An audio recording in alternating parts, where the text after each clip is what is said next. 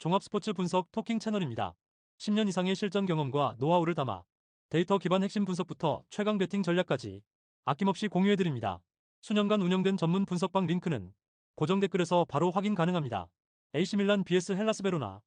이 경기는 전형적으로 공격의 주도권을 쥔 팀과 버티기에 나선 팀의 구도가 선명하게 드러나는 매치업이다. AC 밀란은 중앙에서 모드리치가 볼을 소유하는 순간 경기 양상이 완전히 달라지는 팀이고, 그의 발끝에서 시작되는 빌드업은 좌우로 그리고 전으로 경기장을 넓게 쓰게 만든다. 모드리치가 하프 스페이스로 침투하는 동료에게 전진 패스를 찔러넣거나 측면으로 볼을 전환하는 순간 베로나 수비는 어느 쪽을 먼저 케어해야 할지 선택의 갈림길에 서게 된다. 그 타이밍에 풀리시기 측면 혹은 안쪽 채널에서 페네트레이션 드리블을 시도하면 베로나 수비는 한 번에 두 개의 위협을 동시에 감당해야 하는 상황에 몰리게 된다. 풀리식은 상대 수비 라인 사이를 비집고 들어가는 움직임과 박스 안으로 파고드는 타이밍이 좋기 때문에 단순한 사이드 플레이어가 아니라 수비 블록 깊숙한 곳까지 파고드는 결정적 옵션으로 작동한다. 그 사이에 히메네스를 포함한 다른 공격 자원들이 수비수들의 시야 사각지대에 머물다가 컷백이나 세컨 패스를 노마크로 받게 되면 베로나 입장에서는 어떻게든 버텨왔던 수비 밸런스가 한 번에 무너질 수 있다. 즉, 모드리치와 풀리식에게 집중되는 수비 압박 때문에 오히려 주변 동료들에게 프리 찬스가 열리는 구조가 만들어질 가능성이 높고, 이 파생되는 공격 루트가 오늘 경기에서 전술적으로 상당한 위력을 발휘할 여지가 크다. 반면에 베로나는 현실적으로 라인을 올려서 맞불을 놓기보다는 3, 5, 이 블록을 최대한 낮게 유지하며 버티는데 초점을 맞춰야 하는 입장이라 전후반 90분 대부분을 수비 지향적인 경기 운영으로 보낼 공산이 크다. 이렇게 되면 AC밀란은 점유율과 슈팅 숫자를 점차 늘려가며 상대 박스 근처에서 경기를 풀어나가게 되고, 교체 카드까지 동원해 압박 강도와 공격 패턴을 바꾸면서 베로나의 집중력을 시험할 수 있다.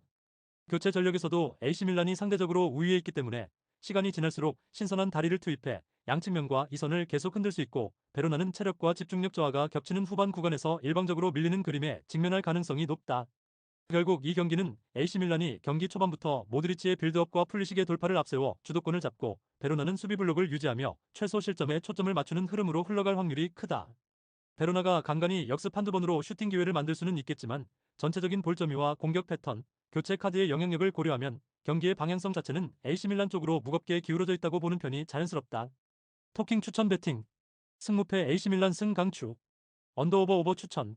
선더랜드 vs 리즈유. 이 경기는 전반보다는 후반 흐름에서 기울기가 뚜렷하게 드러날 수 있는 매치업으로 볼 수 있다. 선더랜드는 기본적으로 4, 2 블록을 유지하며 전반에는 라인 간 간격을 안정적으로 관리하려 하고 점진적으로 빌드업 리듬을 맞춰가는 스타일이다. 그러나 진짜 색깔은 후반에 나온다. 시간이 지날수록 이시도르의 측면 돌파와 컷백 타이밍이 점점 더 날카로워지면서 상대 풀백과 센터백이 계속해서 박스 안으로 말려 들어가게 된다. 이 상황에서 세컨드 라인에서 출발하는 브로베이가 하프 스페이스로 침투해 들어가면 컷백과 크로스, 세컨 찬스를 동시에 노릴 수 있는 구조가 만들어지고, 자연스럽게 페널티 박스 안에서 결정적인 마무리 장면이 여러 차례 연출될 가능성이 커진다. 자카는 후반 승부처에서 압박 강도를 유지해주면서도 적절한 타이밍에 전진 패스를 찔러 넣어 공격 템포를 끌어올리는 역할을 맡아 선더랜드의 후반 상승세에 축을 제공한다. 반면 리즈 유나이티드는 3, 5, 2로 중원을 두텁게 가져가지만 3백 구조 특성상 윙백이 전진한 뒤 전환 수비가 늦어지면 측면과 하프 스페이스가 그대로 노출되는 리스크를 안고 있다. 전반에는 칼버트 루인의 타깃 플레이와 슈타우의 활동량으로 어느 정도 균형을 맞추더라도 후반으로 갈수록 체력 저하와 함께 압박 강도가 떨어지면 중원 앞 공간과 양측면에서 후퇴 수비가 늘어날 수밖에 없다. 더구나 원정이라는 요소까지 겹치면 리즈 유나이티드는 실점 위기 상황이 거듭될수록 심리적으로 뒤로 물러나는 선택을 할 가능성이 높고, 이는 곧 박스 근처에 머무는 시간이 길어지는 결과로 이어진다. 이 시점에서 선더랜드의 교체 전력 우위가 추가로 작용한다. 측면과 이선의 상프레시한 자원이 투입되면 이미 체력이 소진된 리즈 유나이티드 수비 라인 입장에서는 이시도르와 교체 자원의 돌파 브로베이의 침투까지 동시에 막아야 하는 부담을 안게 된다. 결국 후반 60분 이후부터는 선더랜드가 홈 경기장의 열광적인 응원 속에서 템포를 끌어올리며 폭넓은 측면 활용과 하프 스페이스 침투를 반복해 리즈 유나이티드를 자기 진영 깊숙이 가둬놓을 가능성이 크다. 리즈 유나이티드가 세트피스나 롱볼 한두 번으로는 위협을 만들 수 있겠지만, 전체적인 경기 흐름과 슈팅 볼륨, 박스 점유 시간에서 선더랜드 쪽으로 저울이 기울어지는 구도가 보다 자연스럽다. 그래서 이 경기는 초반 균형 이후 후반으로 갈수록 선더랜드의 공격 템포와 교체 카드, 측면 돌파가 리즈 유나이티드의 체력과 멘탈을 동시에 갉아먹는 그림으로 이어질 가능성이 높다. 토킹 추천 배팅. 승무패 선더랜드 승 강추.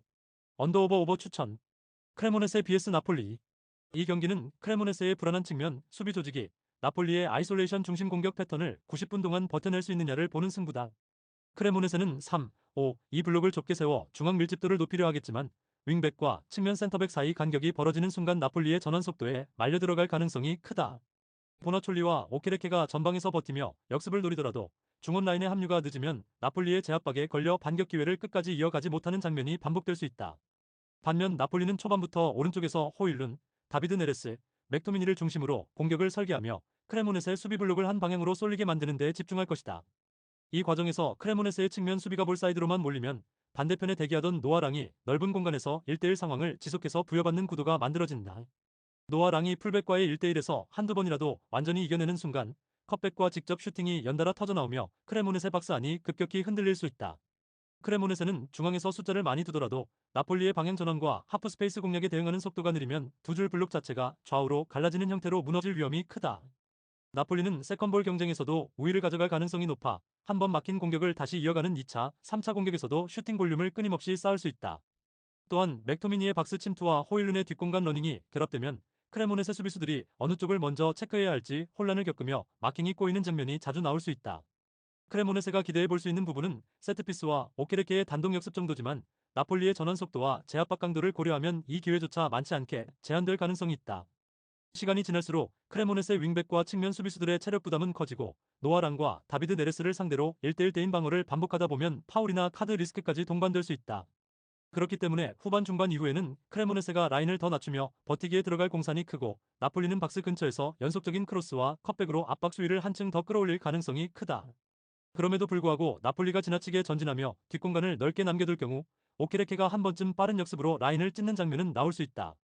하지만 전반적인 전술 완성도, 측면 공격 패턴의 다양성, 그리고 아이솔레이션 상황에서의 개인 기량을 모두 고려하면 득점 기대값은 나폴리 쪽으로 훨씬 더 기울어져 있는 매치업이다. 결국 크레모네세가 수비 숫자를 아무리 많이 두더라도 측면 수비 조직의 취약함과 방향 전환 대응 속도에서 밀리는 순간부터는 홈에서조차 경기 흐름을 온전히 지키기 어려운 구도다. 토킹 추천 배팅 승무패 크레모네세 패 강추 언더오버 오버 추천 크리스탈 피 vs 토트넘 경기 구조만 놓고 보면 이 매치는 후반으로 갈수록 크리스탈 팰리스의 박스 점유와 세컨드 라인 침투가 빛을 발할 수 있는 구도다. 초반에는 토트넘이 콜로 무아니와 히샬리송을 중심으로 4, 2, 2 전방 압박을 가동하며 주도권을 잡으려 하겠지만 로메로의 공백으로 인해 수비 라인 뒷공간과 커버 타이밍에서 불안 요소가 자연스럽게 드러날 수 있다. 예레미 피노가 측면에서 안으로 파고 들어와 공을 받는 순간 토트넘 수비는 그를 따라 안쪽으로 모일 수밖에 없고 그 과정에서 윙백과 센터백 사이 간격이 넓어지는 장면이 발생할 가능성이 크다. 그 타이밍에 예레미 피노가 다시 바깥으로 빠져 크로스각을 만들거나 짧게 내준 볼을 통해 휴즈와 레르마가 하프 스페이스로 침투해 들어가면 문전 주변에는 한 번에 여러 명의 팰리스 선수들이 모여 혼전 상황을 만들어낼 수 있다. 팰리스는 원래도 후반으로 갈수록 박스 안과 그 주변에 인원을 쌓아 올리며 세컨 찬스를 노리는 스타일이라 토트넘처럼 수비 구심점이 빠진 팀을 상대로는 이 장점이 더 도드라질 수 있다.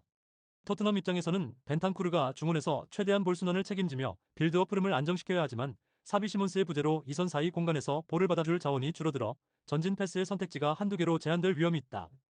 그래서 콜로 무아니가 자꾸 측면으로 빠져 공을 받게 되고 히샬리송이 혼자 박스 안에서 수비수 둘 셋과 싸워야 하는 장면이 늘어나면 토트넘의 공격은 점점 직선적이고 읽기 쉬운 패턴으로 변할 수 있다.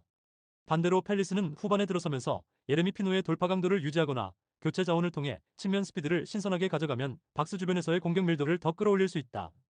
휴즈와 레르마가 번갈아 하프 스페이스로 침투하고 마테타가 페널티 박스 중앙에서 수비수를 몸으로 붙잡고 있으면 두 번째 볼과 루즈볼은 자연스럽게 팰리스 쪽으로 떨어지는 비율이 높아진다. 세트피스에서도 토트넘은 로메로의 제공권과 수비 리더십 공백을 메우느라 애를 먹을 수 있고 팰리스는 예레미 피노의 킥과 문전 혼전 유도 패턴을 통해 꾸준히 득점 기회를 창출할 여지가 있다. 종합적으로 보면 전반에는 토트넘의 개인 기량이 한두 번 위협적인 장면을 만들 수 있겠지만 시간이 지날수록 조직력과 스쿼드 밸런스의 공백이 드러나면서 경기의 무게는 팰리스 쪽으로 조금씩 이동할 가능성이 크다. 특히 후반 중반 이후에는 팰리스의 박스 점유와 세컨드 라인 침투, 세트피스 공세가 겹치면서 한 번의 혼전 상황이 곧바로 스코어 변화를 이끌어낼 수 있는 구도가 만들어질 수 있다. 토킹 추천 배팅 승무패 크리스탈 팰리스 승 강추 언더오버 오버 추천 볼로냐 vs 사수올로 이번 볼로냐와 사수올로의 맞대결은 겉으로는 공격력 대 공격력처럼 보일 수 있지만 실제로는 수비 조직력과 미드필더 콤팩트함에서 명확한 차이가 드러나는 매치업이다. 볼로냐는 이번 시즌 경기당 평균 0.86실점만 허용하고 있으며 경기당 1골도 내주지 않는 짠물 수비를 기반으로 경기를 설계하고 있다. 포백 앞에서 모로가 라인을 지키고 측면과 중앙의 간격을 좁혀 사수올로의 주요 공격 루트를 사전에 차단하는 구조를 이미 안정적으로 갖춰놓은 상태다. 사수올로 입장에서는 피나몬티와 베라디를 중심으로 박스 안에서 위협적인 장면을 만들고 싶겠지만 볼로냐의 단단한 포백과 촘촘한 미드필드 블록을 90분 동안 꾸준히 흔들어내기는 쉽지 않다. 반면 볼로냐는 모로와 오르솔리니가 하프스페이스에서 2대1 원투 패스를 주고받으면서 콤팩트하게 박스 안으로 파고드는 공격 루트를 통해 상대 수비를 깨뜨리는 패턴을 자주 가져간다. 이 과정에서 사수올로 수비진은 중앙과 측면 사이 공간에서 선택지를 강요당하고 한 번 타이밍이 어긋나는 순간 박스 안쪽에서 결정적인 슈팅 찬스를 허용할 가능성이 높다. 사수올로는 공격적인 성향 탓에 때로는 라인을 높게 끌어올리기도 하지만 볼을 잃은 뒤에는 미드필드와 포백 간 간격이 벌어지며 역습에 취약해지는 문제가 반복되어 왔다. 볼로냐는 이런 틈을 놓치지 않고 짧은 패스와 방향 전환으로 탈압박한 뒤 오르솔리니 쪽으로 볼을 몰아주면서 다시 안쪽으로 파고드는 슈팅 찬스를 만드는 그림을 노릴 수 있다.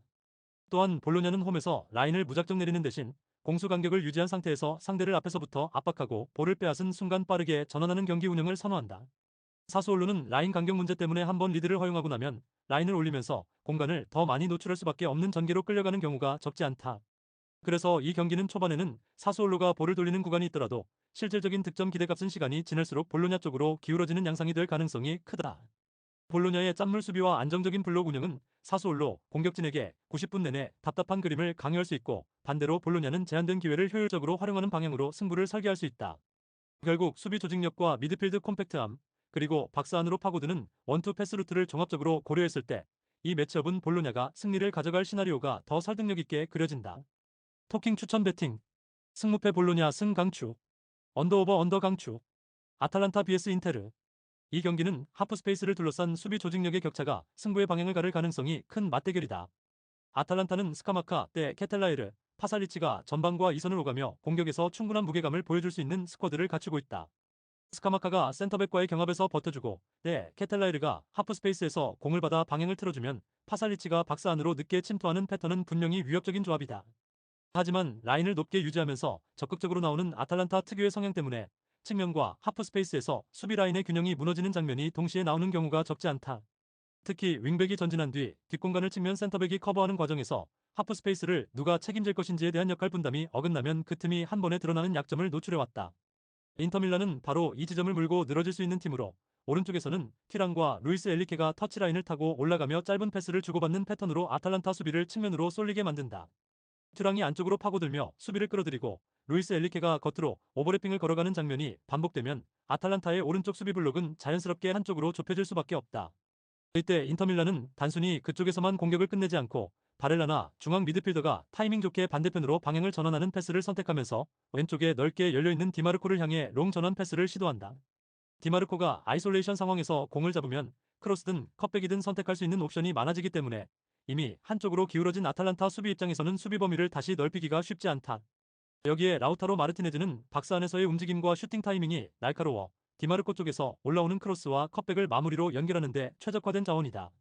아탈란타 입장에서는 공격 전개 과정에서 라인을 과감히 올리는 특유의 장점이 인터밀란의 빠른 측면 전환과 하프스페이스 침투 패턴을 만나는 순간 리스크로 바뀔 수도 있다. 전방에서 스카마카와 케텔라이르가 좋은 장면을 만들더라도 수비 전환 타이밍이 늦거나 측면에서 수적 열세가 반복되면 경기 흐름은 점점 인터밀란 쪽으로 기울어질 가능성이 크다. 결국 아탈란타의 공격 성향과 인터밀란의 변칙적인 측면, 아이솔레이션 전략이 정면으로 부딪히는 경기에서 보다 조직적으로 하프스페이스를 공략할 수 있는 쪽은 인터밀란이라고 보는 편이 더 설득력 있다. 교체 싸움에서도 인터밀란은 측면과 이선의 에너지 레벨을 유지해줄 자원을 통해 후반까지 같은 패턴을 반복적으로 들이밀 수 있어 시간이 지날수록 원정팀 쪽의 기대값이 더 커지는 그림이 그려진다. 종합하면 하프스페이스 공략과 전환 패턴의 완성도 차이 때문에 이 경기는 결과적으로 인터밀란이 기회를 더 많이 만들고 골 결정력에서도 앞서 나갈 가능성이 높은 매치업이다. 토킹 추천 배팅. 승무패 아탈란타 패 강추. 언더오버 오버 추천. 구독, 좋아요, 알림 설정. 토킹 가족방에서 더 많은 혜택을 만나보세요. 가족방은 고정 댓글의 링크를 통해 문의하세요. 감사합니다.